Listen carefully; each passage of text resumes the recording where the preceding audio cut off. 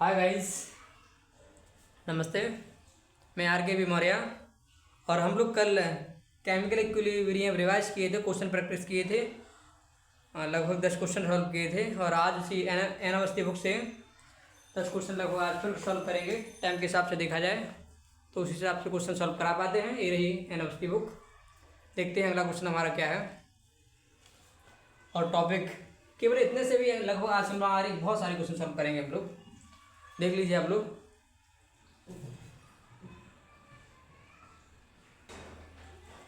तो ये रहा हमारा अगला question. What is the equilibrium expression for the reaction P4 solid, I2 gas, P4 O10 solid. अब देखिए चार ऑप्शन के हिसाब से केसी के लिए कौन सा ऑप्शन सही है, तो हम लोग देख लेते हैं। आप लोग देखिए क्या इसका आंसर आता है। चलिए हम सॉल्व करते हैं इसको। आप लोग मिलाइएगा ऑप्शन के हिसाब से। तो केसी लिखना है ना, तो केसी सॉलिड का 1 होता है और ये भी 1 हो जाएगा। तो लेकिन कंसंट्रेशन ऑफ प्रोडक्ट, तो प्रोडक्ट का 1 ही हो जाएगा अपॉन में इसका 1, तो ये बचा कंसंट्रेशन ऑफ O2 की पावर 5। इसके हिसाब से जो ऑप्शन होगा आप तो मिला लीजिएगा।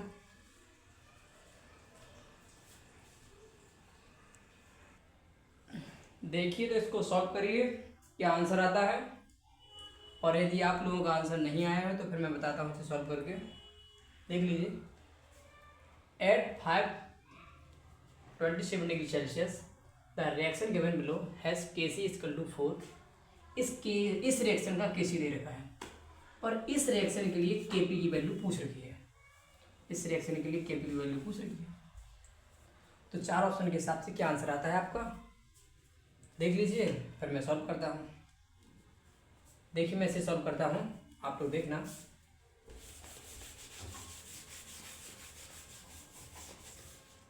अब मैं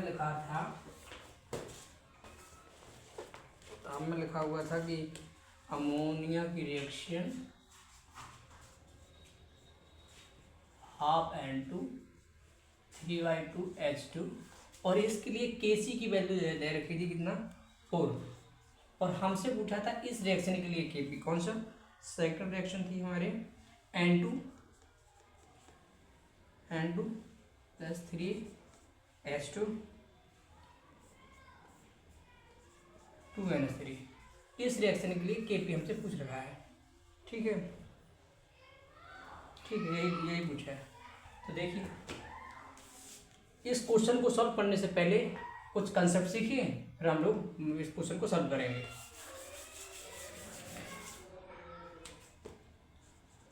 law of equilibrium. Law of equilibrium कहता है कि कोई रिएक्शन यदि A से B बन रही है, यदि उसका Kc K1 है, यदि इसी रिएक्शन को हम पलट दें, ऐसे रिवर्स कर दें, इसका Kc 1/K1 हो जाएगा। First law. सेकेंड नियम कहता है कि यदि कोई रिएक्शन A है, A से B बन रहा है और उसका Kc आपको K1 दे रखा है, यदि उस रिएक्शन में आप किसी नंबर से मल्टीप्लाई कर देते हैं तो उसके Kc में पावर में वही नंबर पहुंच जाता है। ये सेकंड नियम है। थर्ड नियम कहता है कि यदि कोई रिएक्शन A से C बन रहा है तो यदि उसका Kc आपको K1 दे रखा है और सेकंड रिएक्शन आपका B से D बन रहा है, उसका Kc आपको K2 दे रखा है, तो ये रिएक्शन ऐड होके A plus B C plus D और इस रिएक्शन का जो Kc होगा वो K1 टू K2 हो जाएगा। ये 3 नियम इससे हमसे सॉल्व कर लेंगे। ठीक है, देख लीजिए आप लोग। अच्छा, तो अब हम लोगों के लिए वो क्वेश्चन क्या था, वो क्वेश्चन दिया हुआ था कि NH3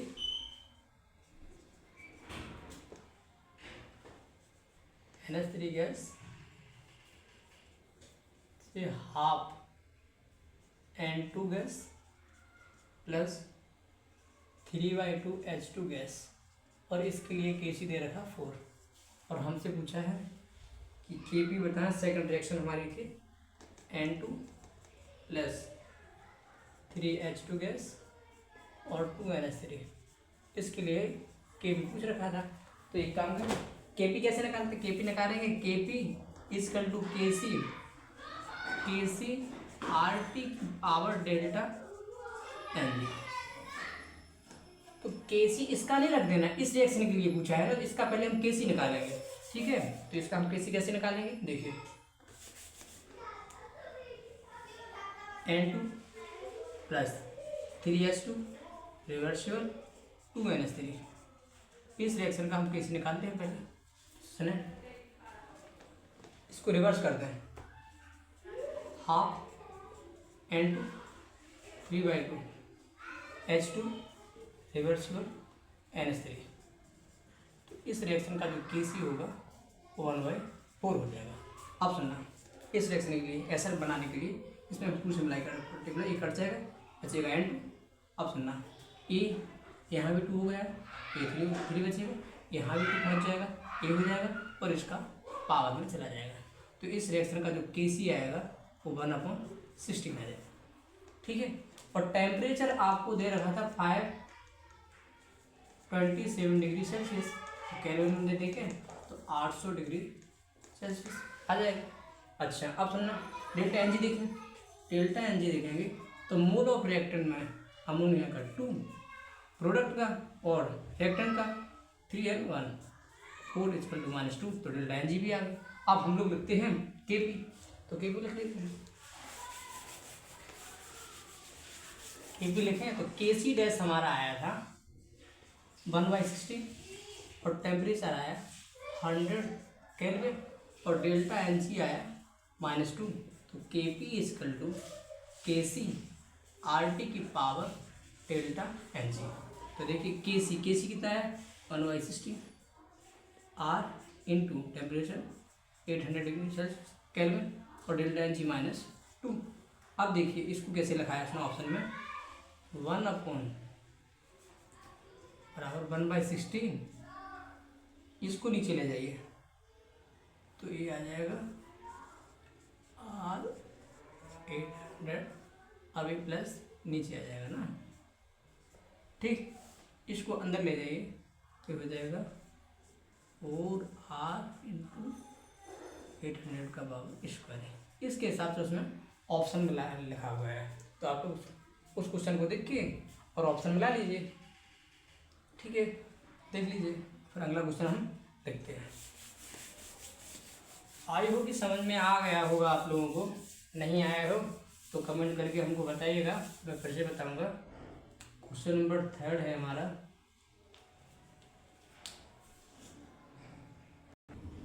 अब देखिए अगला तीसरा क्वेश्चन है जो लिखा है, the equilibrium constant KC for the following reaction at 840 degree Celsius is 7.90 into 10 की power -3 what's KP at same temperature. इस रिएक्शन के लिए केपी की वैल्यू पूछ रही है ना, तो फॉर्मूला सीखना एक बात अलग है, केपी बराबर केसी और RT की पावर डेल्टा एन जी, ये सीख लेना एक बात अलग है, लेकिन इस क्वेश्चन का आंसर ला देना इसके आधार पर एक बात है ना, तो इसको कहते हैं कैलकुलेशन। अब कैलकुलेशन कौन सिखाएगा भाई इस समय ना, तो अपनी अपनी बात ऐसे सॉल्व करिए, क्या आंसर आता है बताइएगा फिर।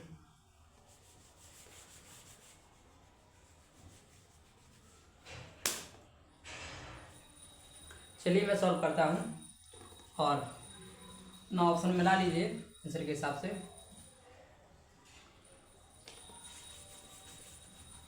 देखिए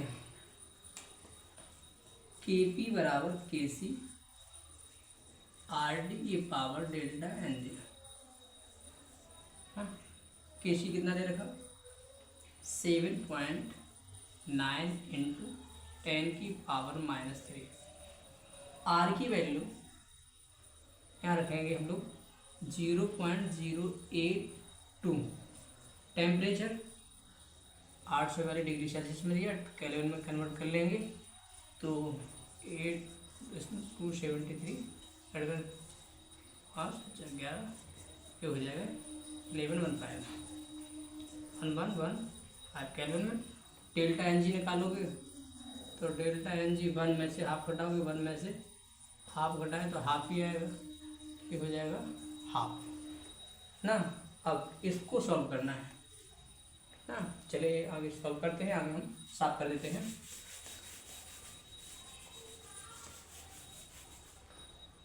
के P is equal to 7.9 10 power -3 0.0 82 into 1115 half. ठीक है, चलिए इसको सॉल्व कर लीजिए। इसको हम सॉल्व कर लेते हैं रख कर। सॉल्व करने पर ये आया 7.9 10 की पावर -3, इसको मल्टीप्लाई करिए, ये है 91.430 पावर हाफ। ठीक है, अब सुनिए 7.9 10 की पावर -3, इसको क्या लिखोगे इंटू 100 में 91.430 ना। अब सुनिए, मान लीजिए यदि अंडर 100 होता है 10 आता है, अंडर 81 आता है 9 आता है, तो 81 से ज़्यादा है और 100 से छोटा है, इसका मतलब 10 से छोटी है और 9 से बड़ी, तो लगभग हम लोग इसे 9.5 के लगभग मान लेते हैं।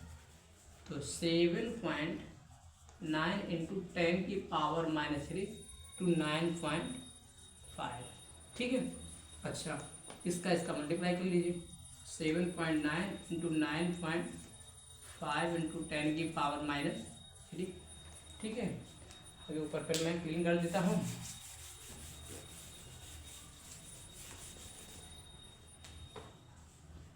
सेवन पॉइंट 9.5 इंटू 10 की पावर -3 ना। इसको सॉल्व कर लीजिए, 9 8 और 63 देख लीजिए, 5 10 3.5 7 और ये आए पॉइंट ना। तो 75.05 टू 10 की पावर -3, या इसको ऐसे लिखें 7.5 10 की पावर -2। लगभग डी या सी ऑप्शन आपका दिया था 7.5 इंटू 10 की पावर -2 में, वहाँ मैं एक्यूरेट वैल्यू नहीं लिखा हूँ, शायद इसमें ऑप्शन दिया था 7.56 10 की पावर -2 में, यही उसका आंसर है। देख लीजिए, फिर अगला क्वेश्चन लगाते हैं। क्वेश्चन नंबर 4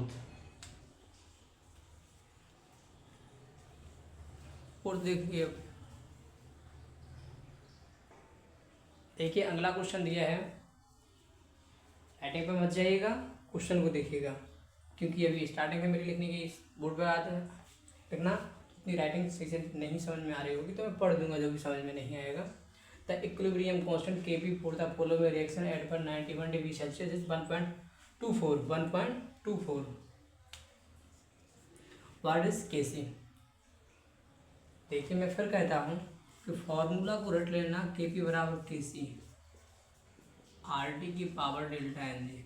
लेकिन मेरे सर कहते हैं कि बेटा फॉर्मूला रटना एक अलग बात है, सब लोग रट लेते हैं, लेकिन इसके माध्यम से अब इसको सॉल्व करके देखिए किसका आंसर आता है। चलिए मैं इसे सॉल्व करके दिखाता हूँ, मिलाइएगा अपना आंसर।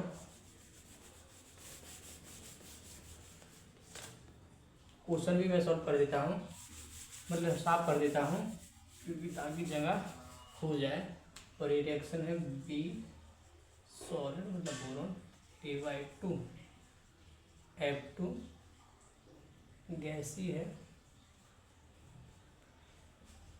BF3 gas. देखिए यहाँ से डेल्टा एन जी कितना आया 1 -3/2 इक्वल टू -12। सॉलिड का तो लेंगे नहीं, ठीक है। अब समझिए Kp equal to Kc RT की power delta N G. Kp देखिए उसमें कितना दे रखा था के पी की वैल्यू आपको दे रखी थी क्वेश्चन नंबर, के पी की वैल्यू दे रखी है 1.24 इसकल टू के सी हमसे पूछा है, और आर की वैल्यू 0.0821 लीटर एटीएम मोल केल्विन होता है। इसी को हम 1/12 भी लिख सकते हैं, तो 1/12, और टेम्परेचर दे रखा था, टेम्परेचर 191 डिग्री सेल्सियस, तो 191 डिग्री सेल्सियस को केल्विन में चेंज करें, 73 314 9 7 16 213 464 और डेल्टा एन जी -12। ठीक है, अब सुनिए 1.24 इजकल टू के सी, इसको सॉल्व करिए तो ये लगभग आएगा 38.66 -12। ठीक है, अब देखिए 1.24 इजकल टू के सी, ये नीचे चला जाएगा, 38.66 की पावर हाफ इस साइड आ जाएगा, तो के सी इजकल टू इसका में मल्टीप्लाई कर दीजिए, 1.24 38.66 पावर हाफ ना, देख लीजिए आगे।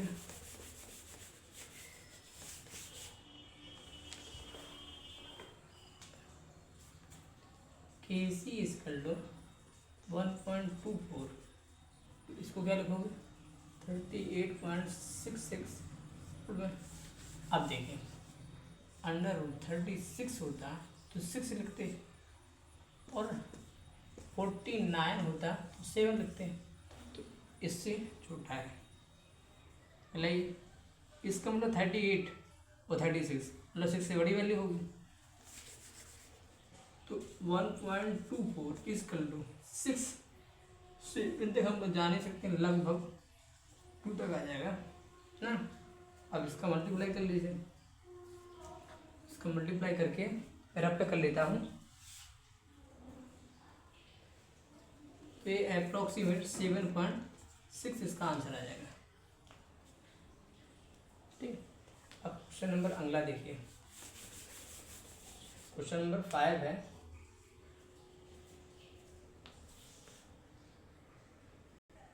अब अगला क्वेश्चन दिया हुआ है, और द इक्विलिब्रियम SO2Cl2 से बना रहा है SO2 gas plus Cl2 gas, what is the temperature at which Kp ATM में डिवाइडेड बाय Kc मोलर मतलब concentration equal to 3।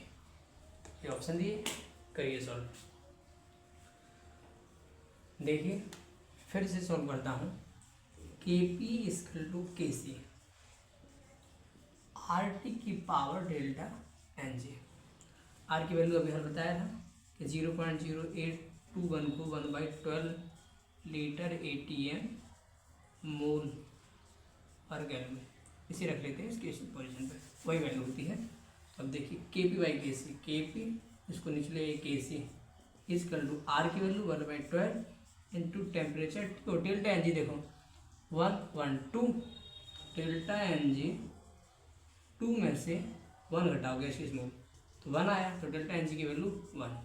Kp divided by Kc कितना दिया है 3, इक्वल टू 1/12 इंटू टी, इसका इसमें मल्टीप्लाई करेंगे 36 इक्वल टू टी ना। तो हम आर की वैल्यू लगभग रखिए 1/12, तो आंसर हमारा उसके हिसाब से ये आया। ठीक, अगला क्वेश्चन देखिए, अगला क्वेश्चन दिया है, थ्योरेटिकल क्वेश्चन है, the concentration of pure solid या liquid phase is not included in the expression of equilibrium constant because the concentration of a pure solid या liquid phase is not included in the expression of equilibrium constant because density of solid and liquid are independent of their quantity. Solid liquid react slowly. Solid liquid at equilibrium do not interact with gaseous phase.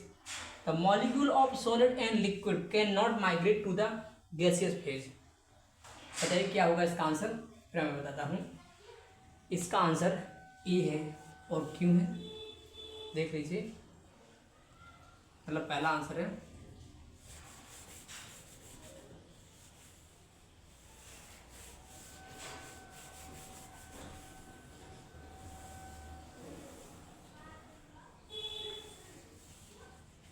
देखिए मैं इसका answer बताता हूँ आपको। इस question का जो answer पहला दिया हुआ है उसका reason intensive and extensive property लिया गया है। हम चाहते हैं कि आप लोग इसका आंसर बताएं कमेंट में, और मैं इसका फिर अगले लेक्चर में आप लोगों को आंसर बताएंगे। अगला क्वेश्चन में जब तक लिखता हूँ। के बाद क्वेश्चन नंबर 7 है, देखिए अगला क्वेश्चन है, ये भी थ्योरेटिकल है।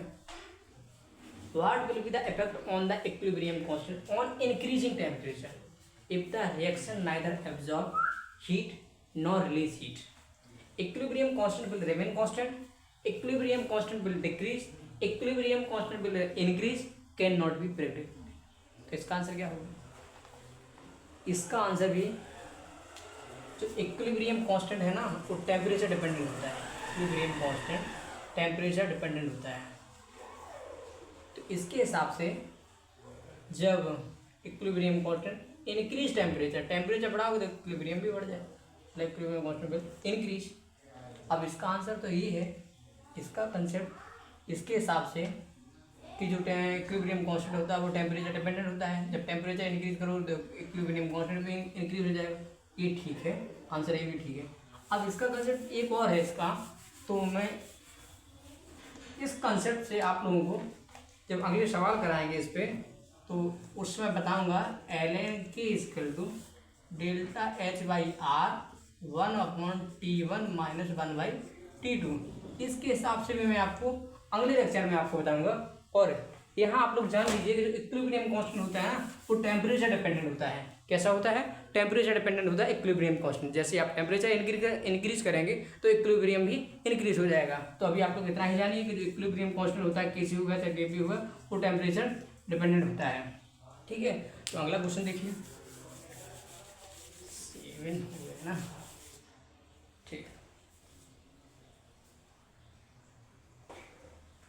देखिए अगला क्वेश्चन है।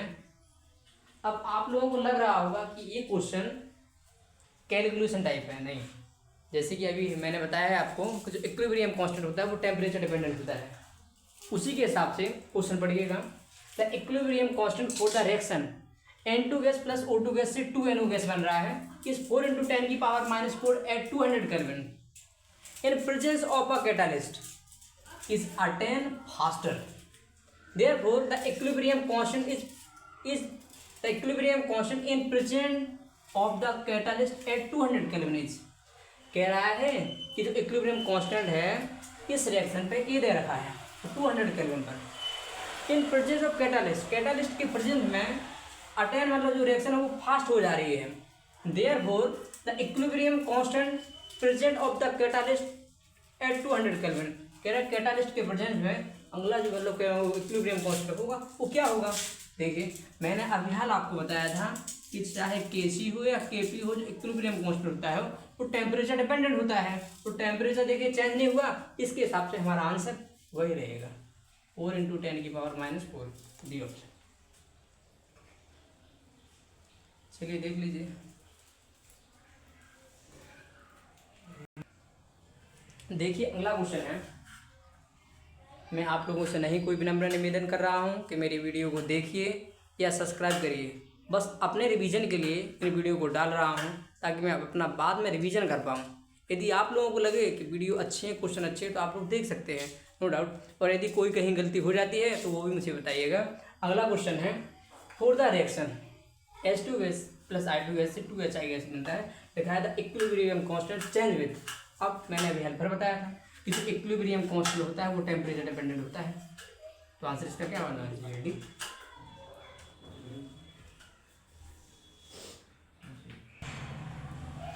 देखिए अगला क्वेश्चन बड़ा सरल है, आया हुआ है आपका CPMT, MPPMT और PMT में। इसको सॉल्व करना है। आज की क्वेश्चन बहुत ज़्यादा ही सिंपल रहे हैं। अगली क्लास जो रहेगी धीरे धीरे क्वेश्चन का लेवल बढ़ता जाएगा, देखते चलिए। तो इसको हम लोग इसका डेल्टा एनर्जी निकालते हैं। AB गैस है, AB गैस है और AB गैस है। 2 3 1 4 -2, तो KP = KCRT की पावर डेल्टा एनर्जी कितना है, -2। ला लीजिए ऑप्शन सी। तो आज के लिए इतना ही, अगली क्लास में हम लोग मिलते हैं और कुछ क्वेश्चन हमारे ये रह गए होंगे इस कंसेप्ट पे। इस कंसेप्ट पर जितने भी क्वेश्चन हमारे रहे होंगे तो वो भी देख लेंगे, और अगली क्लास में लेक्चर में क्वेश्चन का जो लेवल रहेगा वो भी बड़ा हाई हो जाएगा और कंसेप्ट भी लगभग चेंज हो जाएगा। Okay, please like subscribe.